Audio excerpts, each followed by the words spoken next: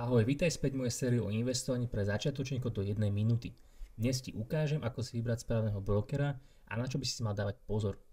Výber správneho brokera je jeden z najdôležitejších krokov, ak chceš začať investovať. Nie každý broker je rovnaký a preto je dôležité vedieť, na čo sa zamerať. Prvou vecou je poplatková štruktúra. Skontroluj, aké poplatky si broker účtuje na nákup a predaj akcií, ETF alebo iných aktív. Niekedy sa môžu poplatky zdať nízke, ale skryté náklady môžu tvoj zisk znížiť. Ďalej je dôležitá ponuka investičných nástrojov. Niektorí brokery sa špecializujú len na akcie alebo ETF, zatiaľ čo iní ponúkajú širšiu škálu, vrátane dlhopisov, opcií a kryptomien.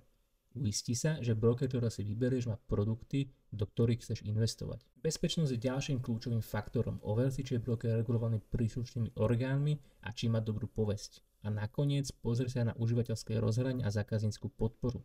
Budeš tráviť veľa času v tejto platforme, takže je dôležité, aby bola pre teba pohodlná, aby si mal prístup k pomoci, keď ju potrebuješ. Ak sa ti toto video páčilo, sleduj môj kanál, aby si nezmeškal ďalšie časti. A ak sa chceš naučiť investovať ešte lepšie a pripojiť sa k viac ako 100 ďalším investorom, príde sa na môj Hero. Tam nájdeš kompletný kurz, moje tabuľky, motiváciu a kopec ďalšieho obsahu, ktorý ti pomôže stať sa úspešným investorom.